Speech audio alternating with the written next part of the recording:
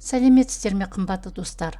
Сегодня мы продолжаем тему личные окончания имени существительного и поговорим о множественном числе.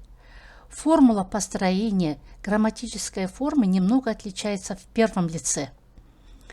Вместо мін, бін, пін во множественном числе появляется міз, біз, піз. В первом лице остается та же для второго лица. То есть сын остается, сыз остается, но к ним добавляются окончания множественного числа.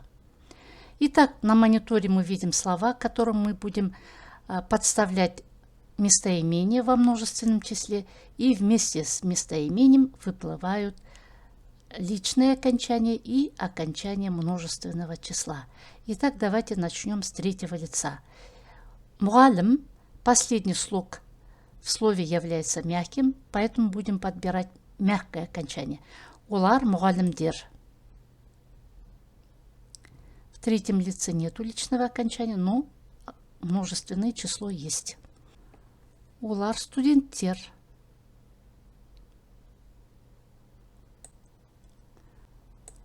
Мягкое слово, мягкое окончание по закону созвучия.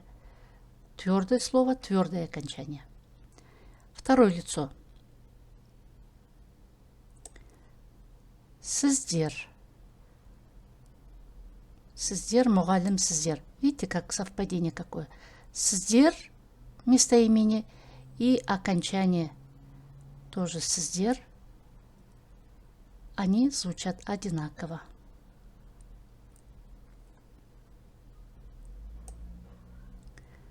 Сіздер, студент, сіздер. Одинаково. Легко запомнить. Второе лицо вежливой формы. Сіздер, сатушы, сыздар. Здесь звучит мягко, а здесь твердо. Сендер. Сендер, мұғалім, сендер.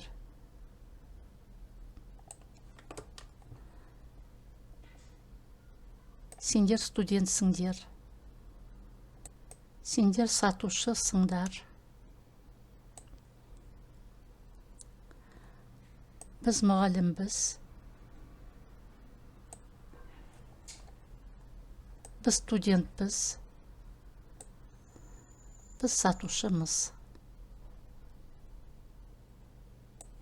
Давайте переведем наши предложения. Біз мұғалім, біз, мы учителя. Сендер мұғалімсіңдер, вы учителя, простая форма. Сіздер мұғалімсіздер, вы учителя, вежливая форма. Олар мұғалімдер, они учителя. Біз студентпіз, мы студенты. Сендер студентсіңдер, вы студенты, простая форма. Сіздер студентсіздер, вы студенты, вежливая форма. Олар студенттер, они студенты. Біз сатушымыз, мы продавцы. Сендер сатушысыңдар, вы продавцы, простая форма. Сіздер сатушысыздар, вы продавцы, вежливая форма. Олар сатушылар, они продавцы.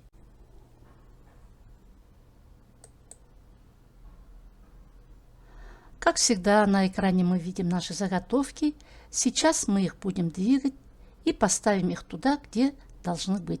Давайте начнем с того, что поставим отрицательную частицу к словам.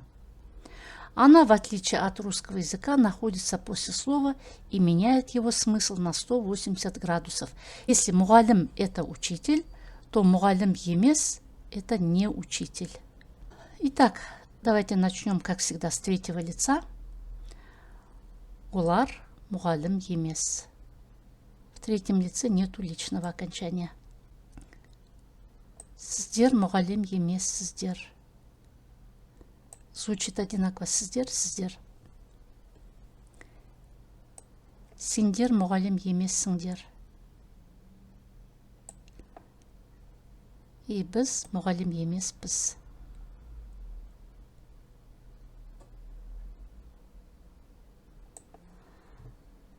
Рассмотрим слово студент. Представляем к нему отрицательные частицы. Студент – это студент, студент емес – это не студент. Третье лицо. Олар студент емес.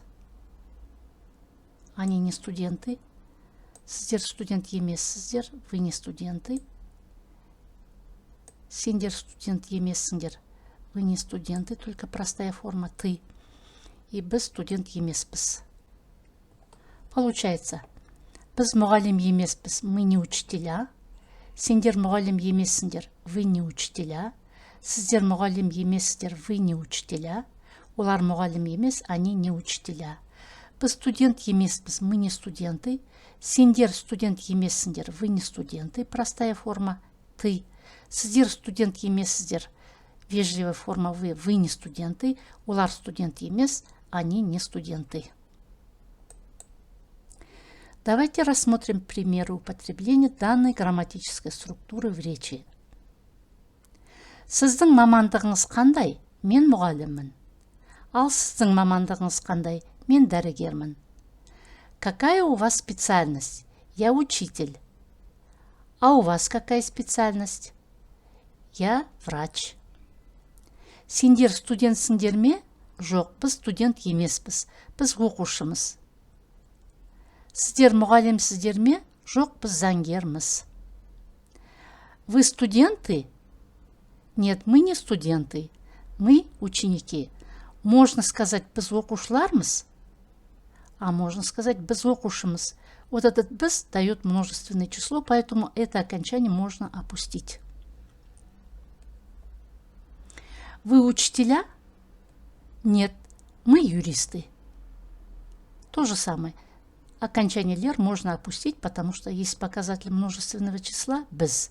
Подводя итоги урока, можем сказать, что личные окончания существительного во множественном числе отличаются от единственного числа тем, что во втором лице добавляются окончания множественного числа и в первом лице имеют окончание мыз, біз, пыз.